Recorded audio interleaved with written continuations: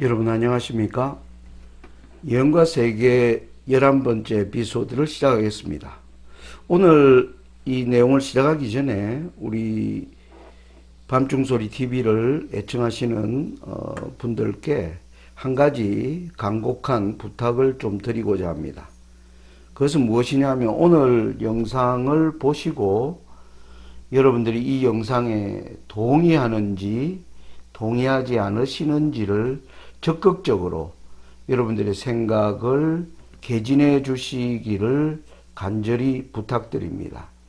여러분이 이 영상이 찬성한다면 좋아요를 적극적으로 눌러주시고, 그리고 이 영상을 많은 분들께 퍼뜨려 주시기를 부탁드립니다.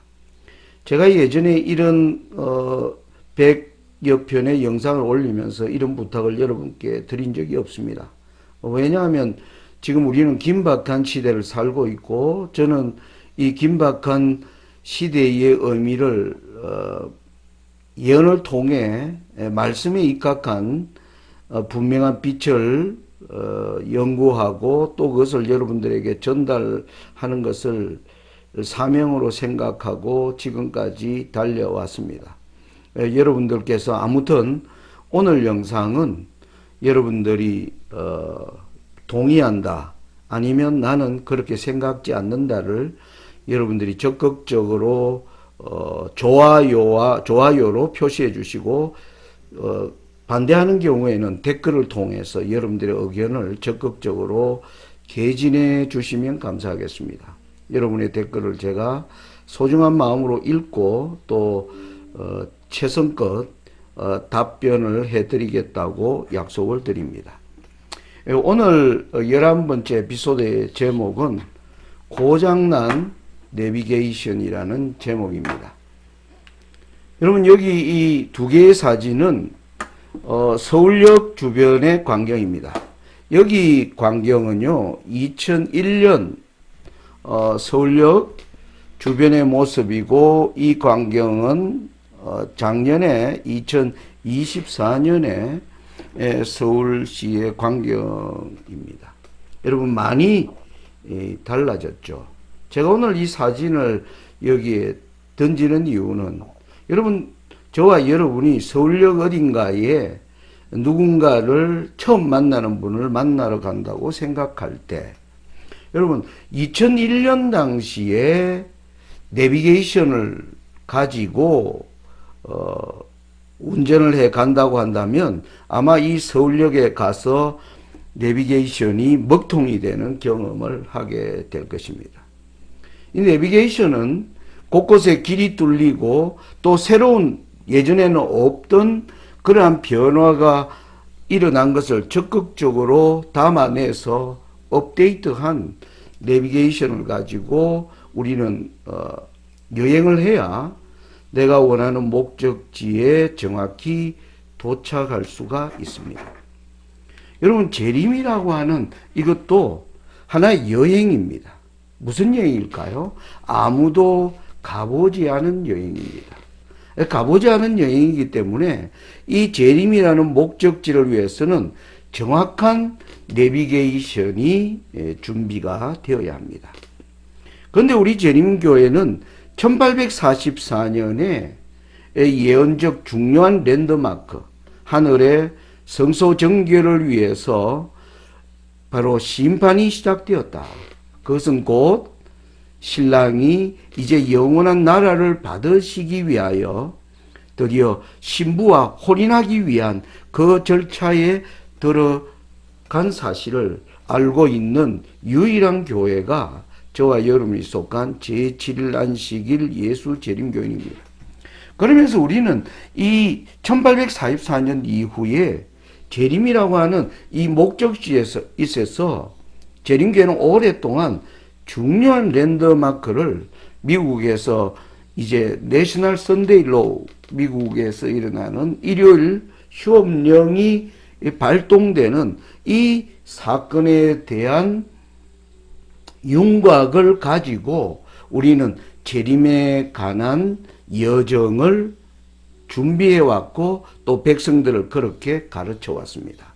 그래서 이 미국에서 일어나는 1월 휴업령을 전후하여 오늘날 교회는 부흥과 개혁이 필요하며 그 결과로 새천사 기별을 선포하는 것을 이제 완수할 때 하나님은 인침과 늦은비를 교회에 주시게 되고 바로 이때가 이제 미국에서 이 법령이 이제 올라오게 되면 드디어 도시를 떠나라는 마지막 징조가 되고 일곱 재앙과 야곱의 환난을 통해서 성도들이 받을 경험을 이와 같이 가르쳐 왔습니다.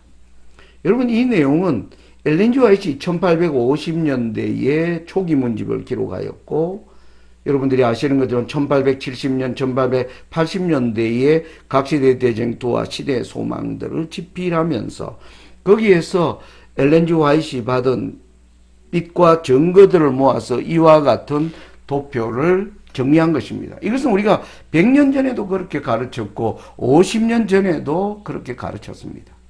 근데 제가 이번에 왜 11번째 제목으로 이 고장난 내비게이션이라는 제목을 붙이게 되었느냐 하면 이 우리 재림교회 가르치는 이 내비게이션이 과연 마지막 때에 지금 2025년을 살아가는 저와 여러분의 시대에 작동하는 내비게이션인가? 저는 작동하지 못한다라고 여러분들께 말씀드리는 것입니다. 여러분, 여기 엘렌 G. 화이트가 이런 말씀을 했습니다. 대쟁투 594페이지예요. 그리스도께서 제자들에게 그것을 공개하신 것과 같이 우리 앞에도 예언을 통하여 미래가 분명하게 공개되어 있다. 은혜의 시기의 끝과 시련의 때를 위한 준비와 연관된 여러 가지 사건들이 밝히 제시되었다. 그러나 많은 사람들은 마치 이 중요한 진리들이 그들에게 전혀 제시되지 않은 것처럼 그것을 밝히 깨닫지 못하고 있다. 여러분, 교회정은 7권 14페이지에 이런 말씀이 있습니다. 자신을 하나님의 지배 아래 두고 그분의 지도와 인도하심을 받는 사람들은 그분이 발생하도록 지정하신 사건들이 착착 진행되고 있음을 알게 될 것이다. 여러분, 1895년 엘렌 G. 화이트 문서 4번의 163쪽에는 우리는 우리가 살고 있는 이 시대를 알려주는 커다란 도로 표지들을 연구해야 한다. 여러분, 이 세 정언을 두고 우리가 보면 지금 우리가 하는 이 도표, 이 재림에 대한 여정표가 과연 이 마지막 때에 우리가 지금 가고 있는 목적지가 얼마나 가까웠고 하나님의 말씀하신 사건들이 어떻게 진행되고 있는지를 설명해 주는 여러분 이정표라고 생각이 되십니까? 제가 오늘 이 제목을 정한 것은 이번 여러분들이 2025년 8월 교회 진함을 다 받으실 줄로 압니다. 여러분 교회 진함을 가지신 분들은 그 교회 진함 60페이지, 61페이지를 한번 펴보시기 바랍니다. 거기 보면 올해 2025년 미국에서 새로운 대총회장님이 선출되고 그리고 많은 이제 임원들이 새로 교체되면서 거기에 이 마지막 때에 재림교인들이 가져야 할 랜드마크로 저가 그려놓은 이 그림과 같은 이정표를 제시한 것을 여러분들이 보게 될 것입니다. 여러분, 이 이정표는 1880년도에 엘렌 G. 화이트가 보여주신 증거를 통해서 만들어진 내비게이션입니다. 여러분, 이 내비게이션이 틀리지는 않았습니다.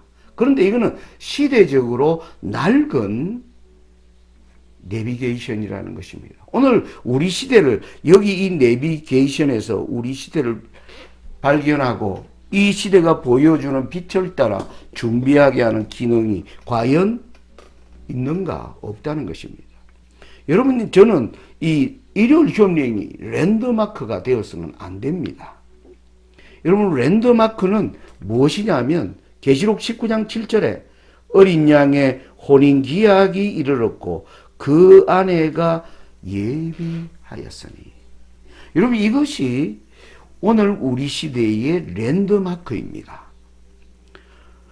왜냐하면 1844년에 예수님이 신부의 집에 오시고 그리고 준비된 교회 SDA 교회가 함께 신부의 집으로 들어간 경험이 있었는데 여러분 2025년이 이르기까지 예수님은 아직 혼인을 하지 못하셨습니다. 그럼 뭐가 문제가 있는 겁니까? 이 따라간 교회가 바로 제대로 기능을 하지 못하기 때문인 것입니다.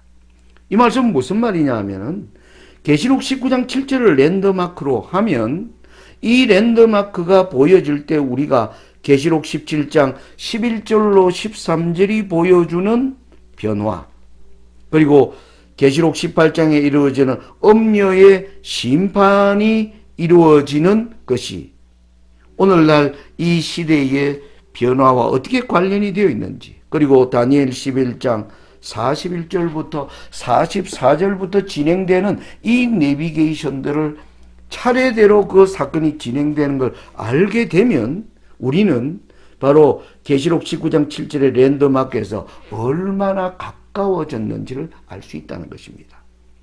그래서 이러한 것을 알고 백성들이 이제 기별을 외치기 시작할 때 그때 미국에서 일요일혁명은 그때 올라오는 것입니다. 일요일혁명이 올라오고 그리고 계시록 19장 11절 이후에 마지막 대쟁투가 시작되고 다니엘 11장 45절과 12장 1절의 예언과 함께 일곱 재앙과 야고보의 환란이 닥치는 이게 지금 우리 시대에 업데이트된 바로 내비게이션이라는 사실인 것입니다. 여러분 이 도표 조금 전에 말씀드린 내용입니다. 실물교훈 407페이지에는 열처녀의 비유와 관련하여 이렇게 말씀하고 있습니다. 그리스도께서는 신랑을 기다리는 무리를 내려다보시면서 제자들에게 열처녀의 이야기를 말씀하셨는데 그들의 경험을 예로 들어 당신의 재림 바로 적진에 있을 교회의 경험을 설명하셨다. 여러분, 이 신랑과 함께 보라 신랑이로다라는 그 기별로 말미암아 이루어졌는데 아직 혼인이 이루어지지 않는 가운데 우리는 다시 한번 보라 신랑이로다라는 기별이 외쳐져야 한다는 사실인 것입니다. 여러분 우리는 6천년의 선악의 대쟁투에서 하나님이 십자가 사건 이후로 이 땅에 하나님의 교회를 세우셨습니다. 교회는 1000년 이상 동안 사단의 공격을 받으면서도 교회는 살아남았고 1844년 이후에 하나님이 이 땅에 무수한 교회가 있음에도 불구하고 제7안식일 예수 재림교회를 탄생시킨 제7안식일은 특별히 무엇을 알고 있는 교회냐? 바로 1844년에 이루어지는 이 하늘의 어린 양의 혼인과 관련한 그 빛을 가지고 있는 그래서 그 빛을 선포하는 사명을 가진 바로 교회가 SDA 교회인 것입니다. 지금 우리의 오늘날 2025년 하반기를 살아가는 저와 여러분들이 지금 우리의 이 세상에 일어나는 수많은 변화들이 예언으로 어떻게 검증되었음을 여러분들이 깨달았다면 지금 우리는 무엇을 위해 이제 기도하고 회개하며 이 길을 마련해 나가야 될 것인가? 깊은 고민에 빠져야 한다는 것이죠. 여러분 여기 보십시오. 우리는 1844년을 전후하여 10월을 전후하여 첫째와 둘째 천사의 기별이 전파되었고 그리고 이 2300주야에 예수님이 재림하시는 것이 아니라 하늘 성소의 정결을 위한 사역이 시작되었다는 걸 깨달으면서 우리는 셋째 천사의 기별을 전할 사명을 가진 교회로 출발한 것입니다. 여러분 이 세 천사의 기별을 얘기할 때 여러분 주목해야 될 재미있는 한 가지 사건이 있습니다. 여러분 계시록 14장 7절에 보면 첫째 천사가 외칠 때 이렇게 나옵니다. 그가 큰 음성으로 가로되 하나님을 두려워하며 그에게 영광을 돌리라. 큰 음성으로 외칩니다. 그런데 둘째 때는 여러분 큰 음성이 없습니다. 둘째 천사에게는 둘째가 그 뒤를 따라 말하되 무너졌도다 무너졌도다. 큰 성 바벨론이여. 14장 8절에 이렇게 기록이 되어 나오고요. 그 다음 9절에 셋째 천사의 기별에 셋째가 그 뒤를 따라 큰 음성으로 가로되 만일 누구든지 짐승과 구성에게 경배하면 하나님의 진노의 잔을 마시게 될 것이다 라는 기별이 외쳐지는데, 여러분 첫째와 셋째에게 큰 음성인데 둘째 천사에게는 뭡니까? 큰 음성이 없습니다. 여러분 대쟁투를 보시면 엘렌 지 화이트는 독특한 설명을 합니다. 이 둘째 천사에게 밤중 소리가 추가되었다라는 겁니다. 밤중 소리가 뭡니까? 보라 신랑이로다 라는 기별이 선포되면서 이 기별이 힘있게 전파된 것입니다. 자, 그런데 우리는 계시록 18장에서 18장 2절에 다른 천사가 힘센 음성으로 외쳐가로되 무너졌도다 무너졌도다 큰 성 바벨론이에요. 둘째 천사가 전했던 큰 성 바벨론의 무너짐을 다시 한번 힘센 음성으로 외치는 내용은 뭘까요? 바로 둘째 천사에게 보라 신랑이로다가 외쳐졌는데 이 신랑이 아직 혼인을 하지 못하셨습니다. 그러므로 계시록 18장은 다시 한번 보라 신랑이로다라는 기별이 저와 여러분에게 입술에서 외쳐짐으로 말미암아 어린 양의 신부가 등장하면서 세상은 바야흐로 마지막 투쟁으로 들어가면서 일요일 시험령과 같은 모든 일들이 일어난다는 것입니다. 여러분 바로 재림이라는 이 여정 앞에서 여러분 우리의 내비게이션을 지금 손보아야 합니다. 업데이트, 우리 시대에 업데이트해야 된다는 거예요. 즉 말하면 계시록 12, 13, 14장에 기반한 내비게이션을 17, 18, 19장에 기반한 내비게이션으로 업데이트해야 우리가 바른 기별을 전하는 교회의 기능을 회복할 수가 있다는 것입니다. 저는 오늘 말씀 마치면서 교회정은 8권 307페이지 307쪽의 말씀을 읽겠습니다. 우리는 예언의 성취를 역사를 통하여 살펴보고 거대한 개혁 운동들에 나타난 하나님의 섭리의 작용을 연구하고 또한 거대한 대쟁투에서의 마지막 싸움을 위해 만국을 소집하는 데 관련된 사건들의 진행을 이해해야 할 것이다. 제가 밤중소리 TV를 운영하는 목적은 여기에 제가 부족하지만 그러한 생각을 가지고 이 일을 하고 있습니다. 아무튼 오늘 11번째 에피소드를 마치면서 서두에 말씀드린 여러분들이 이 에피소드의 내용에 대해서 여러분들이 적극적으로 찬성하는지 아니면 반대하는지를 여러분들이 좋아요로 표시해 주시고 그리고 댓글로 남겨주시기를 기대하면서 11번째 에피소드를 마칩니다. 감사합니다.